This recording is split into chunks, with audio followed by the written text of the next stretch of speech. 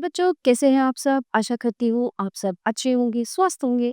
स्वागत है आपका इस कक्षा में। आइए आज हम पढ़ते हैं हिंदी व्याकरण का पाठ ए, भाषा और व्याकरण। भाषा, हिंदी हमारी राजभाषा है। हिंदी देवनागरी लिपि में लिखी जाती है। ये अध्यापिका बच्चों को समझा रही, ठीक है। ऊपर चित्र में अध्यापिका भाषा के लिखित और मौखिक रूप का प्रयोग करके अपने विचार प्रकट कर रही है।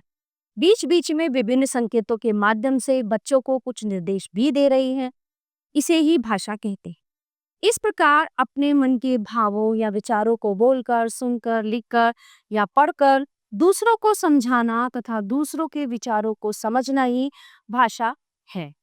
भाषा के रूप, भाषा के 3 रूप होते हैं: मौखिक, लिखित और सांकेतिक। ठीक है, भाषा जो हम बोलते हैं, लिखते हैं, तो 3 रूप होते हैं: मौखिक, लिखित और सांकेतिक। व्याकरण के अंतर्गत हम केवल मौखिक और लिखित भाषा का ही अध्ययन करते हैं। ठीक है, मौखिक भाषा। जब हम अपने विचार मुख से बोलकर प्रकट करते हैं तो उसे मौखिक भाषा कहते हैं। मतलब हम अपनी बात कह रहे हैं और सामने वाला भी अपनी बात हमसे कह रहा है, तो हम बोल रहे हैं, तो वो हो गया ओरल या वर्बल, जिसको हम बोलते हैं मौखिक। ठीक है, जैसे ये भाषण दे रहे हैं, 15 अगस्त के दिन हमारा देश आजाद हुआ था। फिर हम बात करते हैं लिखित भाषा के बारे में। जब हम अपने विचार लिखकर प्रकट करते हैं तो उसे लिखित भाषा कहते हैं। पढ़ने और लिखने के लिए हम लिखित भाषा का प्रयोग करते हैं। हमारे देश में अनेक भाषाएं बोली जाती हैं, जैसे हिंदी, उर्दू, पंजाबी, मराठी, तमिल, बंगला, मलयालम आदि। प्रत्येक भाषा को लिखने की विधि अलग होती है। किसी भाषा को लिखने की विधि जो है क्या कहलाती है? लिपि। हिंदी हमारे देश की राजभाषा है।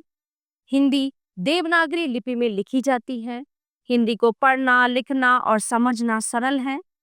प्रत्येक वर्ष 14 सितंबर को हिंदी दिवस मनाया जाता है। अब आता है हमारा विषय बोली। अपनी बात को दूसरों तक पहुंचाने के लिए हमें बोलना पड़ता है।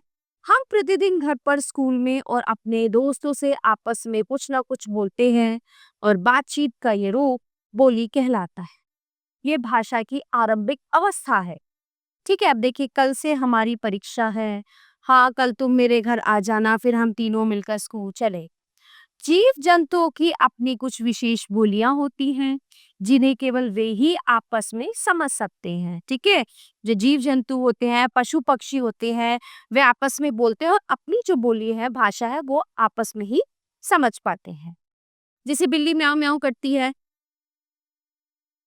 कौवा काव काव करता है, कुत्ता भो भो करता है, मुर्गा कुकड़ू, शेर गरज गुर्राता है और मेंढक टर्ट।